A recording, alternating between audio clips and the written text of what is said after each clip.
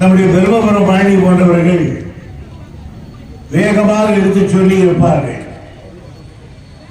அது ஒன்றும் பெருசல்ல. இந்த நாட்டில் எவ்வளவோ பணங்கள் வீணாக போய் கொண்டிருக்கிறது.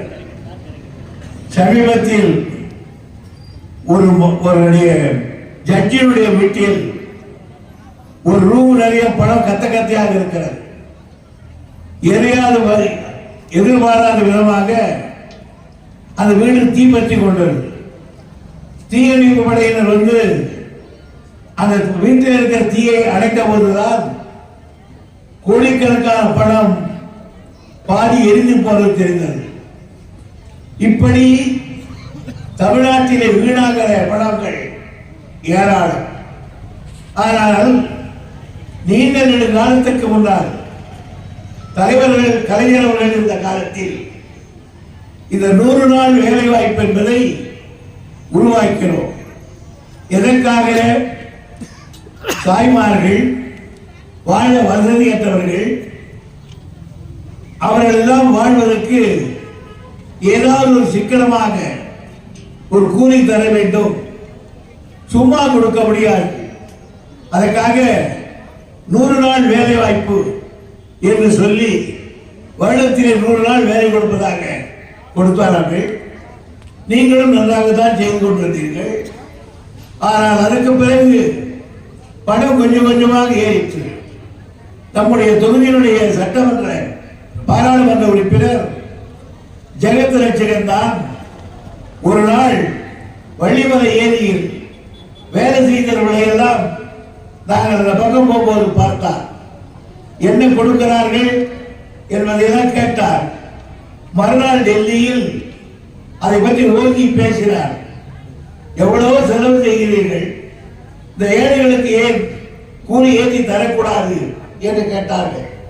அதனுடைய விளைவுதான் 100 ரூபாய் இருந்தது கிட்டத்தட்ட 250 ரூபாய்க்கு போனது. இந்த 250 ரூபாயை கொடுத்து கொண்டிருந்தார்கள். இது யாருடைய பணம்? யாருடைய அப்பர் வீட்டு பணம் அல்ல. இது சர்க்காருடைய பணம். சர்க்காருக்கு ஏது பணம்? மக்கள் நாம் கொடுக்கிற வரி பணம். மக்கள் கொடுக்கிற வரி பணத்தில் சர்க்கார் நம்ம கிராமத்தில் சொல்வார்களே அதனுடைய நெய்ய பெண்ணாட்டிகை என்று ஊர்ல இருக்கிற பணத்தை வாங்கி வச்சு திருப்பி கொடுக்கிறாங்க. இது வரை கொடுத்துக்கிட்டு இருந்தாங்க, நாம வாங்கி இருந்தோம். ஏன் கொடுத்துக்கிட்டு இருந்தோம்? இப்ப நிறுத்திட்டாங்கன்னா அவங்க சொல்றாங்களா, இதுக்கு மகாத்மா காந்தி தேசிய ஊரக திட்டம் என்று. மகாத்மா காந்தி பெயரை மோடி அரசுக்கு பிடிக்காது, மகாத்மா காந்தியும் பிடிக்காது. அவருடைய கட்சியிலே ஒருவர் தான் ஆதிநாளிலே அவரை காந்தியை சுட்டவர்கள். இது ஆளுநர் குரூப் தான். ஆகையினாலே காந்தியுடைய பெயரால் ஒரு திட்டம் இருப்பதையே அவர்கள் வெறுக்கிறார்கள். அதனால் நாங்கள் சொல்லுகிறோம், பேர்ல என்ன இருக்கிறது? ஏழை எளியவர்கள் அதுக்கெல்லாம் தர வேண்டும் என்று. நாங்கள் எங்களால் முடிந்தது தாய்மார்களுக்கு ஒரு நாள் ஒரு மாதத்துக்கு 1000 ரூபாய் தருகிறோம். அதில் பல பேருக்கு கிடைக்கவில்லை. இப்பொழுது யார் யாருக்கு கிடைக்கவில்லையோ அதையெல்லாம் நாங்கள் ஒரு கணக்கெடுத்து விட்டோம்.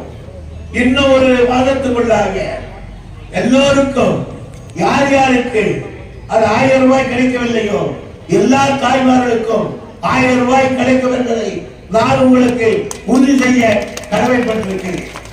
அந்த பணமும் சொல்லுவதற்கு இல்லை. ஆகியது 250 ரூபாய் இல்லை. ஆகியனாலே இன்றைக்கு அந்த தாய்மார்கள் நடுத்தரில் இருக்கிறார்கள். ஆகியனாலே தான் மக்கள் மத்தியிலே சொல்லுகிறோம், மோடி அரசே ஏழைகளை காப்பாற்று. கோடி கோடியான பணம் அம்பானிக்கும் மற்றிருக்கிறவர்களும் எடுத்துக்கொண்டு போகிறார். ஆனால் அந்த ஏழைகளுக்கு அந்த பணம் இல்லை. நம்முடைய தொகுதியை பொறுத்தவரையில் இப்பொழுது சொல்லுகிறேன், இப்பொழுது நான் அமைச்சராக இருக்கிறேன். நம்முடைய கலெக்டரை வைத்துக் கொண்டு யார் யாருக்கு கிடைக்கவில்லையோ அவர்கள் இன்னும் யாராவது எனக்கு ஒரு 100 ரூபாய் கிடைக்க 1000 ரூபாய் கிடைக்கவில்லை என்று இப்பொழுது கூட சொல்லுகிறேன். யாருக்காவது கிடைக்கவில்லை என்றால் நாளைக்கே கூட ஆளுநரிடத்தில் மனு கொடுங்கள். உங்களுக்கு சேர்த்து அந்த 1000 ரூபாயை வாங்குவதற்கு நாங்கள் கடமையாக இருக்கிறோம். எனவே 1000 ரூபாய் வருவது வரட்டும், வாழ்க்கையில இதுவரையில் வந்த பணத்தை கொடுக்க வேண்டும் என்று மக்களுக்கு எடுத்து சொல்வதற்காகத்தான் நாம் வந்திருக்கிறோம். எனவே அஞ்சாதீர்கள், பயப்படாதீர்கள்.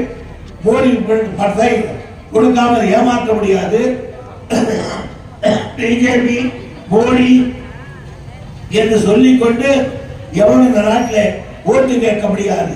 அந்த துரோகத்தை உங்களுக்கு செய்திருக்கிறார்கள்.